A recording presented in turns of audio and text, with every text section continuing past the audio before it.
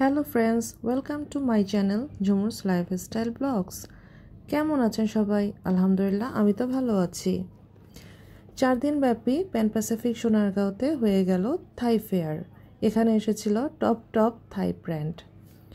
আমি কিছুদিন আগেই থাইল্যান্ড থেকে ঘুরে এসেছিলাম, যার কারণে আমার এই মেলাটা দেখে খুবই ভালো লেগেছিল যে আবার আমার স্মৃতিচারণ করতে চলে যাই থাইল্যান্ডে, আমাদের বাংলাদেশের থাইল্যান্ডে।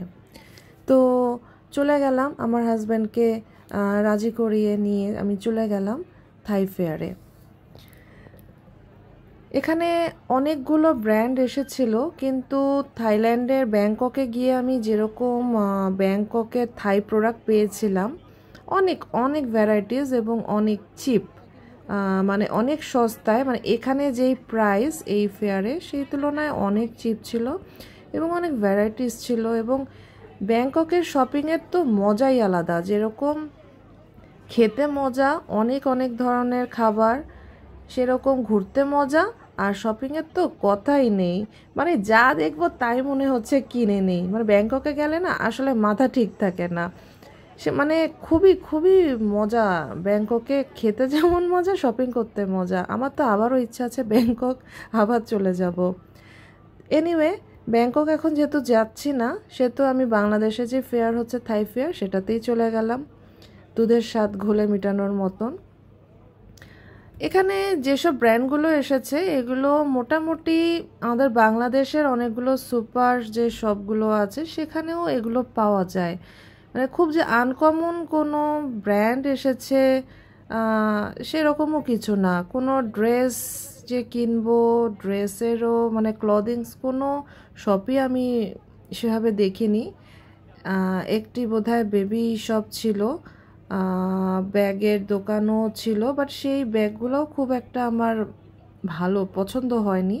জানি না, অনেকেরই হয়তো বা পছন্দ হয়েছে বা কিনেছেন। যেহেতু আমি সরাসরি ব্যাংকক থেকে ঘুরে এসেছি, সো আমার এই প্রোডাক্টগুলো সেভাবে পছন্দ হয়নি। এখানে ফুড আইটেম বলতে নুডলস এবং ফ্রুটস, ড্রাই ফ্রুটস এগুলো এসেছিল, নাটস এগুলো ছিল।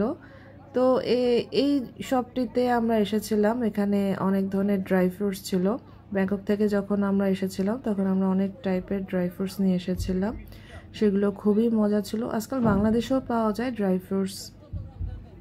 তো এখানে যখন দেখলাম সরাসরি নিয়ে এসেছে, তারপরে আমরা চিন্তা করলাম ওকে কিনে নিয়ে আমাদের অন্তত মেমোরিতে থাকবে। তো এই যে এই বক্সটা, এটা হচ্ছে সুইট ট্যামারিন্ড। এই বক্সটি আমরা কিনেছি।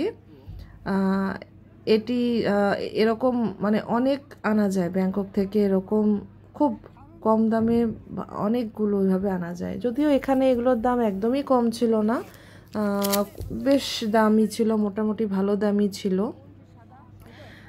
এখানে dry fruits, papaya, mango, pineapple, kiwi, এগুলো অনেক কিছুই ছিল, খেজুর ছিল, বাট বেশ এক্সপেন্সিভ ছিল।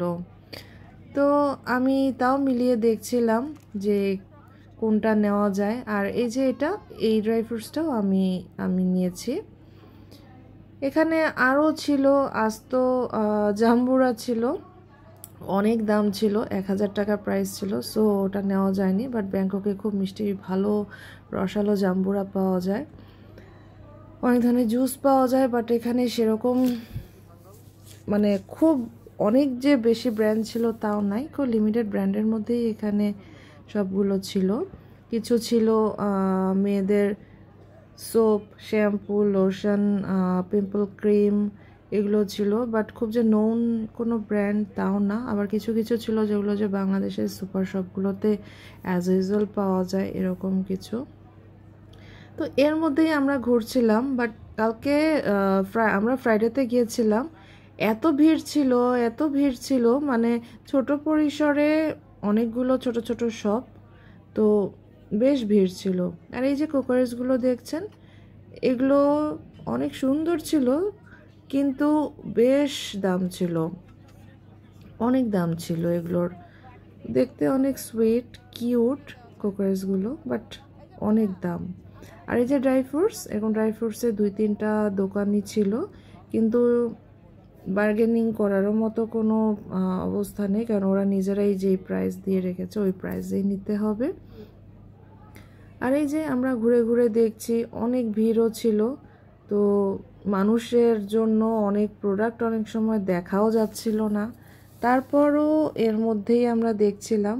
আসলে কিছুটা হতাশ, কারণ যেই রকম আশা নিয়ে গিয়েছিলাম থাই টপ ব্র্যান্ডের প্রোডাক্টগুলো এখানে থাকবে, সেরকম আমি কিছু পাইনি।